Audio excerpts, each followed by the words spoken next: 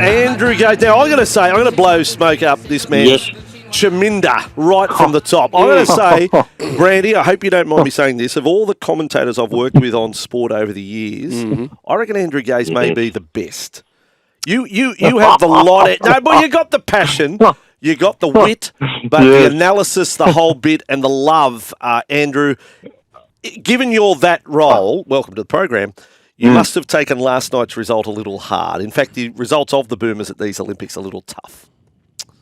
Yeah, well, you probably could have told from the commentary last night. We were up and about and just really excited when we get 24 points up, playing some of the sharpest basketball we've seen in a long, long time. Paddy Mills completely owning the first half with 20 points at an incredible clip. And how quickly it could turn, because at the last probably 3 minutes before halftime, they get it back and we only lead by 12, and you start to get a little nervous. And you know what it's like when you've got that commanding lead and the momentum of a team, and they think that they're out of it and they're done, which you really should be at this level. And we weren't able to get back to what we were doing in the first, particularly in the first quarter. It was gut wrenching, because 24 points, you lose a lot of sleep when you go back, and even though we were able to get it into overtime, Paddy Mills with that shot to send it into overtime was something special, but turnovers really cost us. So turnovers, momentum shifted, and they're pretty handy too, Andrew, aren't they? Like Jokic, apart from him, they're a team that have got some big names. Yeah. No. Bogdan Bogdanovic is a superstar. He's been lights out at this game, and we did a pretty decent job on both those guys in the first half. But Nikola Jokic, when the game was on the line, the last couple of minutes of regulation, and then in overtime, the step away, fade away, step back on the baseline when we were a point down, really made it difficult for us. And then we couldn't inbound. We couldn't even get a shot to tie it up. So it was really disappointing. It was emotional. It was emotional, I think, for a lot of Australians watching on television. You saw the emotion in Josh Giddey. I don't know, you guys might have been tucked into bed by then, but Josh Giddey, very emotional in the Channel 9 interview afterwards.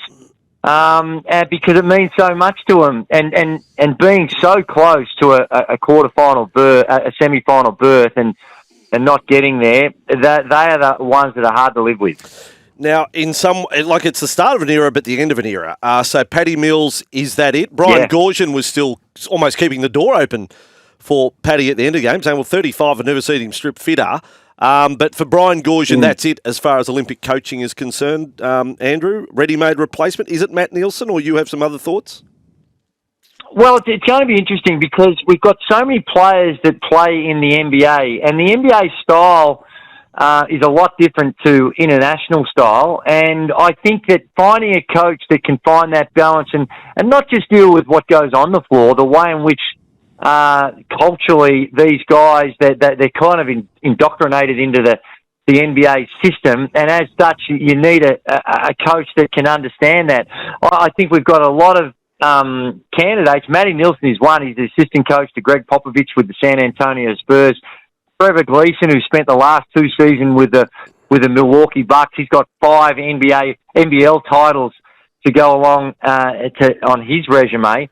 Dean Vickerman down in Melbourne's done some great things and has helped out with the Boomers programs over the years as well. So we do have some options from a coaching standpoint. But you're spot on in that where we are. We've got 2 superstars likely to hang them up in Joe Ingles and Paddy Mills.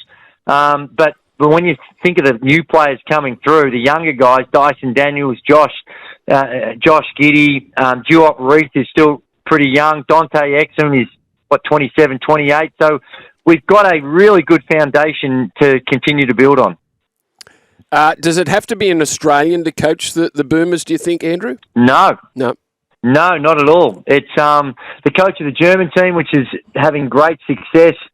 He's Canadian. The coach of the Brazilian team is Croatian. So there's a lot of foreign coaches that take on different countries for which they are associated with. So we can look at globally, but I tend to think that we have got enough talent in the coaching ranks for ourselves. Another one that could be an interesting choice would be for Brett Brown. Brett Brown coached us in London. He's been a head coach. He coached Ben Simmons at the Philadelphia 76ers. He's also an assistant coach to Greg Popovich and the San Antonio Spurs.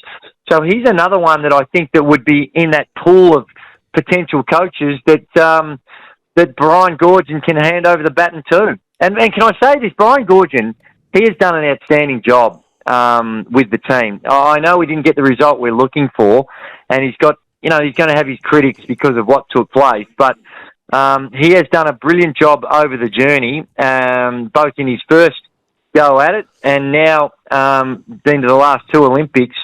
He has been a magnificent contributor to the Australian men's basketball program. Andrew Gay's best-known voice in basketball, our special guest here on Breakfast with Vossy and Brandy, the home of Sport SEN. This may sound a little strange to question, given that we're, it's all fresh that we just lost last night. Again, we led by 24. But do we finish the Olympics in the best shape still we've ever been in men's basketball, given the number playing the NBA? Andrew, what's your overview? Despite that result, it hasn't matched the last Olympics. Yeah, there's no question. Yeah, you're spot on. There's no question when you just look at the talent on paper, there is a lot to like. Josh Giddey and, like I mentioned, and Dyson Daniels in particular, those two guys have got a very bright future. We didn't see a lot, and he never had a great tournament. Josh Green is another one. He's just a young man, 23 maybe. He's been with the Dallas Mavericks the last 3 seasons, just been traded to Charlotte, so it's going to be interesting to follow his career. And the most controversial selection was leaving out Matisse Thybulle. So he is another relatively young guy that can play at an extremely high level. And with Duop and Dante, Jack McVeigh has emerged as a genuine star at the international level. So we are in really good shape, albeit that you're right, it's very raw. And when you go 1-3 in the tournament, we only won the one game, and that was the first one against a high-quality Spain team. But when you look at moments in each of those games, you start to think of what could possibly be. And unfortunately, we're not going to get that chance this time. But as we look ahead, the future looks really bright. So, Andrew, we've got the USA. They'll take on Serbia. Is it France up against Germany in the other semi? And how do you think it falls? Who's gold, silver, and bronze? Well, right now, outside of Australia giving up a 24-point lead, one of the biggest shocks of the tournament was Canada losing to France. France, in their last pool game, got annihilated by Germany, and then they've come out and turned it around against what most people thought was a genuine threat to the United States. The atmosphere that's created at French games is something that I feel incredibly privileged to sit on the sidelines and be a part of it, because the French fans, I don't know what you're hearing over there about how this Olympics is going, but almost every event sold out. And at the basketball, the way in which they've demonstrated the support for the home team, but also the spirit of the games has been absolutely sensational. So France get another crack at Germany, and then we've got the two games are games that we've already seen in the tournament. In the United States, they beat Serbia by 26 in their first game of the tournament, but that scoreline is not an accurate indication of how close that game was. So the United States, they need to pay attention, because this Serbia team, when you've got arguably the most significant and influential player in the competition right now, Nikola Jokic, on your side, that is going to be a handful. So it's two fantastic matchups for in the semi-finals, and the home team, they're after a shaky couple of games in the pool games, they can dare to dream, and who knows what could happen. Good on you, Andrew. Thank you so much for your report, your expertise. Question on the text. Good man. Would Gazy coach the Boomers? Seems like a good fit to me. There you go. So, Lindsay, Dad was fantastic. Did you not? You did not inherit the coaching gene, Andrew? No. All right. No, I've done a lot of coaching. I was with the Sydney Kings, and not a lot of people rate what we were able to do at the Sydney. I'm certainly very proud of what we were able to achieve there, but Yeah, I don't think that my phone's going to be ringing for that opportunity. All right. That's for sure. Still good a commentator. No, great commentator. That's right. It'd be a great loss. Andrew, thanks for your time this morning. Really appreciate it. Good on you, fellas. Appreciate the support.